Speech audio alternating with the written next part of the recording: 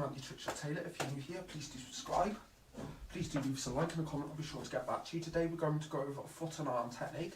It is known as the foot to arm walk. Okay, and it looks like that. So please stay tuned if you wish to learn it.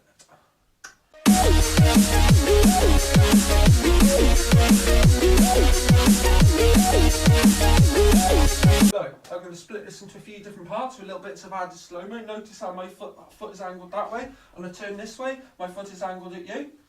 That's what you're going to need to get used to get this on your foot. First of all, what you need to do is you're going to go into a standard figure eight. And you're going to plop this underneath your foot, and it will go to rest on the top.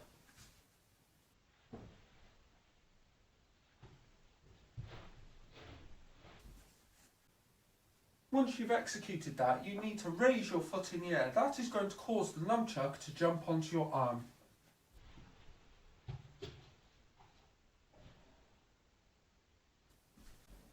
Once you have caught it on your wrist, exactly the same time you need to turn your hand from facing down to facing outwards.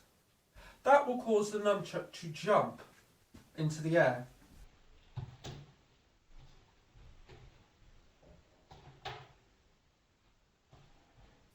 Once you've gone like this and the nunchuck is on its way in the air, you need to catch it on this wrist.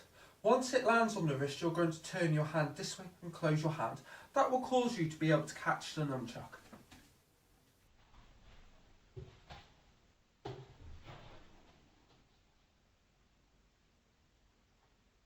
And congratulations, you have finished the move. If you wish to leave feedback, please do. If it's positive, thank you. If you like this, please subscribe. This format of tutorial is going to be out in 2020, so I hope you like it, and I'll see you again soon, guys.